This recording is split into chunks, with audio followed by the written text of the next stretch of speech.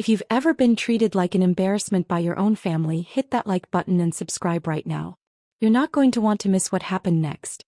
My name is Claire Anderson, and for 28 years I was the family punchline.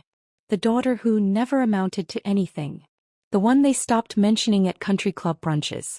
Tonight, standing in the marble lobby of the Grand Meridian Hotel wearing a simple black dress while my mother and sister glittered in designer gowns, I was about to become something else entirely. But let me back up 6 years, because that's when everything changed, though my family wouldn't know it for a long time. I grew up in Greenwich, Connecticut, in a family that measured worth in stock portfolios and social connections. My father owned a successful commercial real estate firm. My mother chaired charity boards. And my sister Vanessa? Vanessa was perfection incarnated. Yale graduate, married to a hedge fund manager, 2 photogenic children, a lifestyle blog with 400,000 followers. Then there was me. I went to state school. I studied hospitality management, which my mother called glorified party planning. I worked double shifts at a boutique hotel in Manhattan, came home exhausted, and listened to family dinners where Vanessa's latest vacation to the Maldives dominated conversation while my presence barely registered. "Claire's still doing that hotel thing," Mom would say when relatives asked, her tone suggesting I was arranging pillow mints, not managing operations. The breaking point came at Thanksgiving 6 years ago. Vanessa announced her husband Marcus had been promoted to senior vice president. Everyone toasted. Then my father turned to me. "And Claire, are you still checking people into rooms?"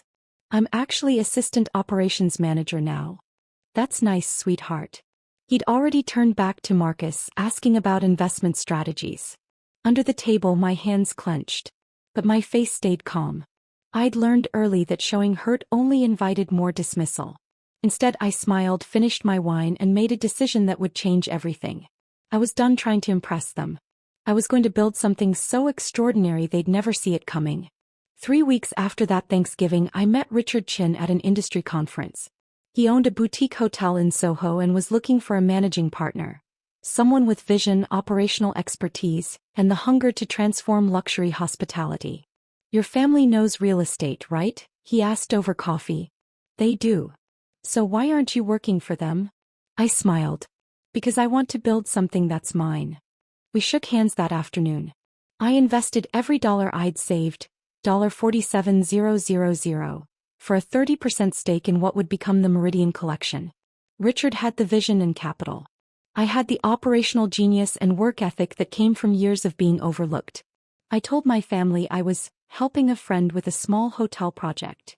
They nodded without interest and returned to discussing Vanessa's kitchen renovation. Perfect.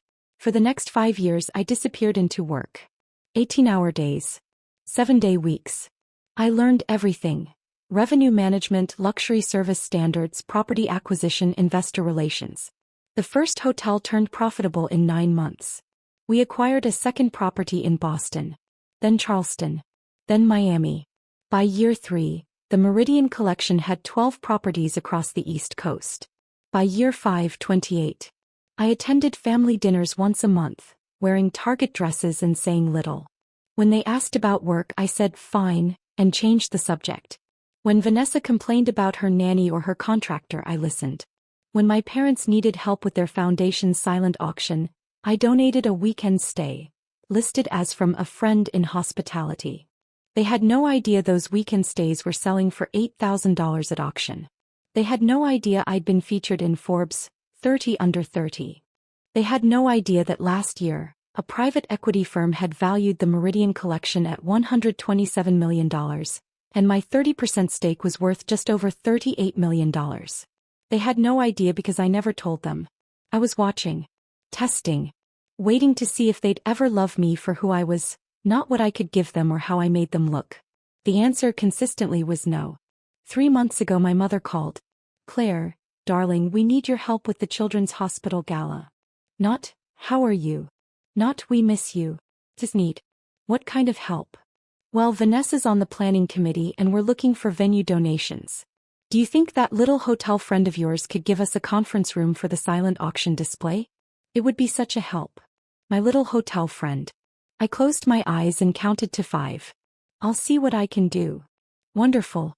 It's at the Grand Meridian next month. You know it? That massive new hotel in Midtown? Vanessa pulled strings to get us the ballroom. She's so well connected. The Grand Meridian. The flagship property of the Meridian Collection. The $340 million project I'd spent 3 years developing. The hotel that had my name engraved on a cornerstone plaque in the lobby. The hotel where my private owner's suite occupied the entire 48th floor. I've heard of it, I said. Anyway, the gala's black tie. You're welcome to attend if you can afford a ticket. They're $500 each, but I understand if that's too steep. No pressure. I'll think about it. That's my girl. Oh, and Claire? Maybe borrow a nice dress from someone? Vanessa's fashion blogger friends will be there, and we want to make a good impression as a family. I hung up and stared at my office ceiling. The office with floor-to-ceiling windows overlooking Central Park. The office where Richard and I had just finalized our expansion into European markets. Then I picked up my phone and called Marcus, our security director at the Grand Meridian. Marcus, the charity gala next month? I need you to do something for me. I arrived at the Grand Meridian at 7 p.m., right on schedule. The lobby glittered with crystal chandeliers. The baccarat pieces I'd personally selected. The marble floors gleamed, calicatta gold from the Italian quarry I'd visited twice to ensure perfection. Every detail reflected 5 years of obsessive work. And standing near the elevators holding champagne flutes and laughing with a cluster of women in Chanel, were my mother and Vanessa. I walked toward the ballroom entrance, keeping my distance. Claire. My mother's voice carried across the lobby. Oh, Claire, wait. I turned. Vanessa's expression shifted from surprise to something harder. What are you doing here? My sister asked. Did you buy a ticket? I'm attending the gala. In that dress. Vanessa looked me over. My simple black cocktail dress from Nordstrom Rack, my grandmother's pearl earrings, my practical heels. Her lip curled. There are going to be photographers. Vanessa's right, sweetheart. Mom touched my arm. Maybe you'd be more comfortable in the hotel bar?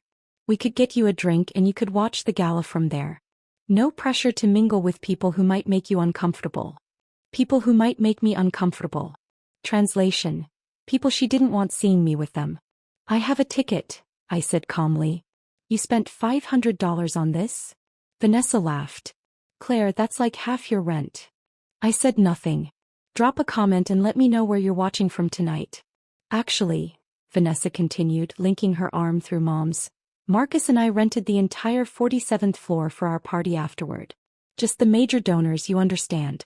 The people who gave $50,000 or more. I don't think you'd fit in with that crowd. I understand. Good. Mom smiled. We love you, sweetheart, but this is important for our reputation. For Vanessa's social standing. You understand. They swept past me toward the ballroom, leaving me standing alone in the lobby I owned. I counted to 10. Then I texted Marcus, it's time. The gala was everything I'd planned, magnificent. The ballroom looked stunning, the silent auction raised $2.3 million, and my family held court at a prominent table, Vanessa's laugh carrying across the room. I stayed near the back watching. Several people recognized me, board members, investors, luxury hospitality colleagues, but I deflected attention. Tonight wasn't about networking. Around 10 p.m. after the program ended, guests began filtering out. Vanessa's group headed toward the elevators, laughing and flushed with champagne and self-congratulation. I followed at a distance. 47th floor. Vanessa announced, pressing the button. Everyone ready to see what real luxury looks like? Marcus pulled strings to get us the executive level for the after-party. The elevator doors opened. I stepped in last, standing in the back corner. Mom noticed me first. Claire? What are you doing? Going up. Honey, no. Her voice turned condescending. The 47th floor is for VIPs only. The penthouse level. It's very exclusive. I know. Vanessa spun around. Did you follow us? Claire, this is pathetic. Get out. We rented the entire floor. This is for actual donors. She's right, Claire. Mom's face flushed. We don't want a scene. Please get off. I looked at them, at their designer dresses and their champagne confidence and their absolute certainty that I didn't belong anywhere near their level. I nodded and turned toward the elevator doors. Then Marcus's voice boomed through the elevator speaker. Ms. Anderson, why are these people in your private wing?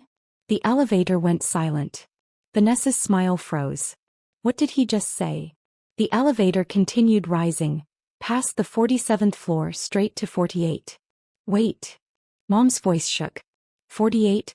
But that's the owner's suite. No one has access to 48. The doors opened directly into a private vestibule. Marble walls. Original artwork. A security desk where Marcus stood 6'3" and unsmiling.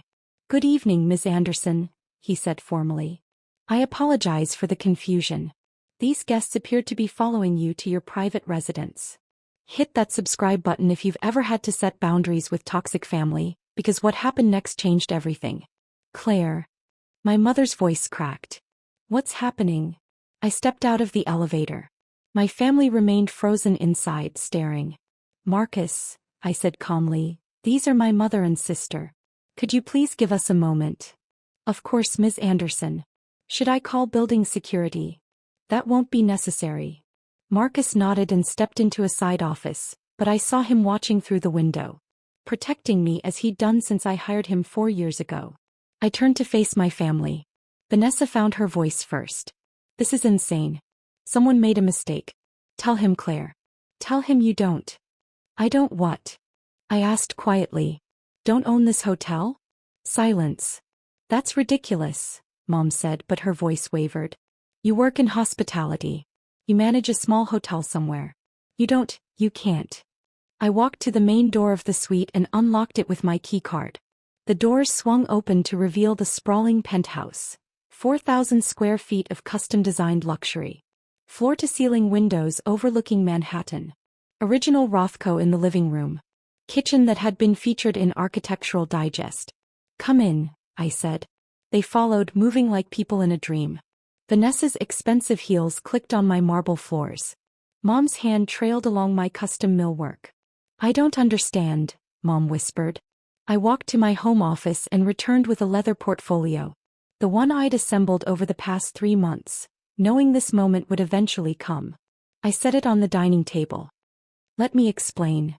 The first document I removed was the Forbes article from 2 years ago, 30 Under 30. Claire Anderson, co-founder of the Meridian Collection, redefines boutique luxury hospitality. My face smiled up from the page.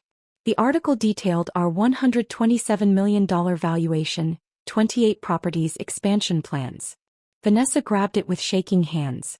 This can't be real. The second document was the property deed for the Grand Meridian Hotel.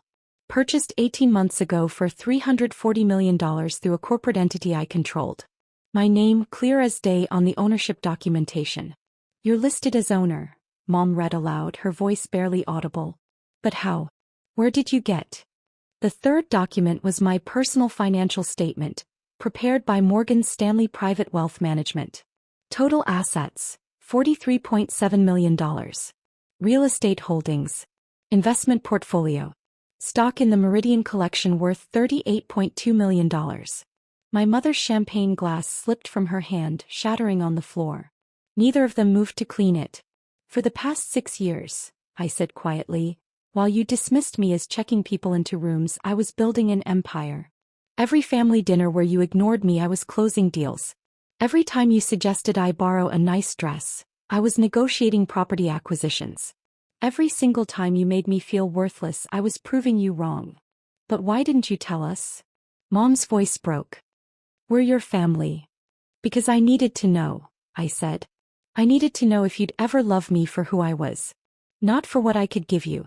Not for how I made you look at the country club. Just me. The silence stretched between us. Vanessa's face had gone from pale to red. This whole time you've been secretly rich? She stopped. While you what? I asked. While you looked down on me. Excluded me from family events? Suggested I'd embarrass you at parties. We didn't mean. Yes, you did. My voice stayed level. Tonight in the lobby, you told me to watch the gala from the bar so I wouldn't embarrass you.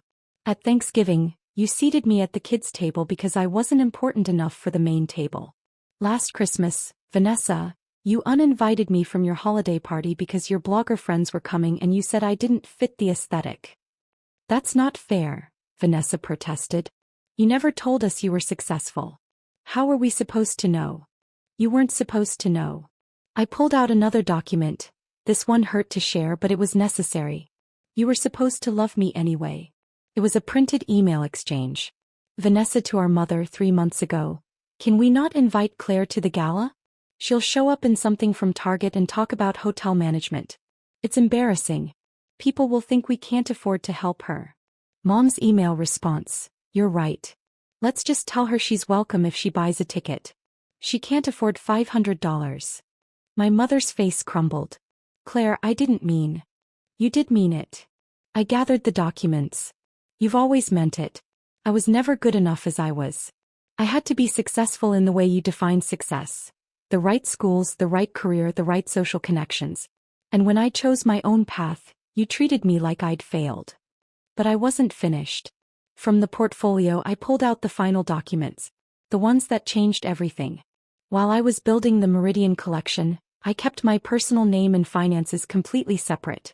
Professional reputation matters in this industry. So I ran background checks on everyone who might have access to sensitive information. Including family. Vanessa's face went white. What did you do? I didn't do anything, I said quietly. But apparently you did. I slid the first investigative report across the table. It was from Wellington and Associates, one of the most respected private investigation firms in New York. The report detailed financial irregularities in Vanessa's lifestyle blog. Specifically, sponsored posts where she'd claimed to donate portions to charities that had no record of receiving donations. The report included bank statements showing the money had gone to personal accounts. Total amount, $347,000 over 3 years. That's not. Vanessa grabbed the report. I was going to donate it. I just needed time to. To what? I asked. To commit charity fraud? The companies that paid you specified the money had to go to designated charities. You signed contracts. Mom sank into a chair. Vanessa, tell me this isn't true. But Vanessa was staring at me with something like horror. You investigated me? I investigated everyone connected to my business, I said. When you started asking Mom to approach me for hotel venue donations, I needed to know if you were legitimate. Turns out you weren't. The second report detailed similar issues with my parents' foundation, the one Mom chaired. Donor funds that should have gone to children's hospitals had been redirected. Not all of them. Just enough that an audit would reveal serious irregularities. Total amount, $520,000 over 4 years. The money had paid for administrative expenses that included my parents' country club membership, vacation homes, and Vanessa's daughter's private school tuition. Oh God. Mom covered her face. Claire, you have to understand we were going to put it back. When? My voice stayed quiet, controlled. When were you going to put back the money that sick children needed? A knock at the door interrupted us. Marcus's voice. Ms. Anderson, your 10:30 appointment is here. I opened the door. 2 people stood there. A woman in a sharp blazer carrying a briefcase and a man in a dark suit with a federal badge. Special Agent Morrison, FBI, the man said. We're here about the financial investigation. Vanessa stood so fast her chair toppled backward. FBI. Last month, I said quietly, I submitted these reports to the appropriate authorities. The FBI handles charity fraud. The IRS handles tax evasion. The state attorney general handles foundation mismanagement. You reported us? Mom's voice rose to a scream. Your own family? You're not my family, I said. The words came out calm, final. Family doesn't work like this. Family doesn't measure worth by bank accounts and social status. Family doesn't exclude people from parties because they're embarrassing. Real family, the family I chose, supported me when I had nothing. Believed in me when I was building from scratch. Celebrated my victories and held me through failures. I gestured around the penthouse. This hotel. I built it with Richard Chin, who took a chance on a 23-year-old with $47,000 and a dream. The silent auction tonight raised $2.3 million, and $1.5 million of that came from anonymous donations I arranged through my business network. The Children's Hospital will get every penny they were promised plus more. Special Agent Morrison cleared his throat. Ms. Anderson, We'll need to speak with Mrs. Anderson and Mrs. Marcus Reynolds separately. Of course. I stepped aside. Marcus will show you to conference rooms. As they stood to leave, Vanessa grabbed my arm. Please. Claire, please. Don't do this. We're sorry. We'll fix it. We'll make it right. I looked at her hand on my arm. The same hand that had pushed me out of family photos, that had air-quoted career, when describing my work to her friends, that had texted Mom about how embarrassing I was. I gently removed it. You taught me exactly how much I was worth to you, I said quietly. I just raised my price. Now you can't afford me. What does that even mean? Vanessa's voice cracked. It means I'm done begging for a place at this table. It means I'm not expecting anything from you anymore. I'm simply declining. Declining your judgment. Declining your conditions. Declining your version of family. Mom stood frozen, mascara tracking down her face. So that's it? You're just going to let them arrest us? I'm not letting them do anything, I said. You committed crimes. They're doing their jobs. The only difference is that I stopped protecting you from the consequences of your choices. Agent Morrison gestured toward the elevator. Let's go. As they left, Vanessa turned back one last time. You planned this. All of it. You wanted revenge. No, I said honestly. I wanted a family who loved me.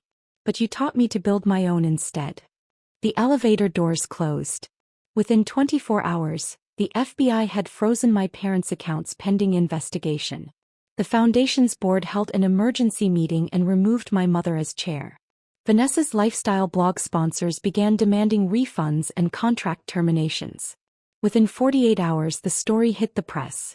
Not through me, I refused all media requests, but through the very social circles my family had valued so highly. Charity fraud investigations make headlines, especially when they involve prominent families. Vanessa's influencer friends abandoned her. Her blog views dropped by 80%. Marcus filed for divorce within a week, citing insurmountable trust issues and criminal liability concerns. My parents' country club membership was suspended pending legal resolution. Their friends stopped returning calls. 1 month later, my mother appeared at the Grand Meridian lobby asking to see me. Marcus called my office. Tell her I'm in Europe, I said. I was actually in my office, reviewing acquisition proposals for properties in London and Paris. And Marcus? Changed the security protocols. She's no longer allowed unannounced access. Understood, Ms. Anderson. 3 months later, the federal charges were filed. My mother faced 4 counts of charity fraud. Vanessa faced 3 counts of wire fraud and 1 count of tax evasion. My father, who had known about the foundation irregularities, faced 2 counts of conspiracy. Their lawyer approached mine about a plea deal. I wasn't involved in those negotiations. The government handled prosecution, but I was informed of the outcomes. My mother. 2 years supervised probation, $600,000 in restitution, 500 hours community service, permanent ban from serving on any charitable board. Vanessa. 18 months in minimum security federal prison followed by 2 years probation, $400,000 in restitution, permanent ban from government contracting. My father. 1 year probation, $300,000 in fines. They lost their Greenwich house, sold to cover legal fees and restitution. They moved to a modest condo in Stamford. My father's business suffered as clients quietly distanced themselves. Vanessa's daughters started at public school. I felt no joy in any of it. Just a quiet sense of justice served. I'm sitting in my office at the Grand Meridian, reviewing plans for our European expansion. The Meridian Collection now has 35 properties across 3 continents. Forbes just named me one of the most influential women in hospitality. Last month, I keynoted a conference on luxury brand building. My chosen family surrounds me. Richard Chin, my business partner and mentor who never doubted me for a second. My leadership team, brilliant professionals who share my vision. My best friend Anna, who documented everything during those dark years and provided testimony when the investigation needed corroboration. My boyfriend James, who works in architecture and designed 3 of our newest properties, who loves me exactly as I am. Last week my grandmother passed away. The only family member who ever truly saw me. At her funeral, my parents approached me in the church parking lot. Claire, my mother said quietly, we need to talk. About what? About making things right. About family. I looked at them, at the people who had raised me, dismissed me, excluded me, and ultimately taught me what family should never be. You're right, I said. You do need to make things right. With the charities you stole from. With the children you hurt. With yourselves. We've done that, my father said quickly. We're paying restitution.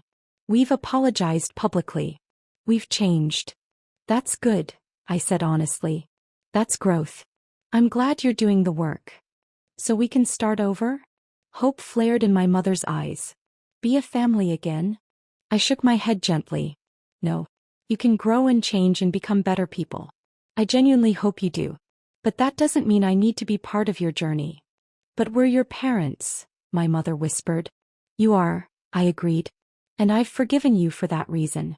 But forgiveness doesn't mean reconciliation. It means I'm releasing the pain you caused me. It means I'm choosing peace over perpetual hurt. It means I'm walking away to save myself. So that's it. My father's voice hardened.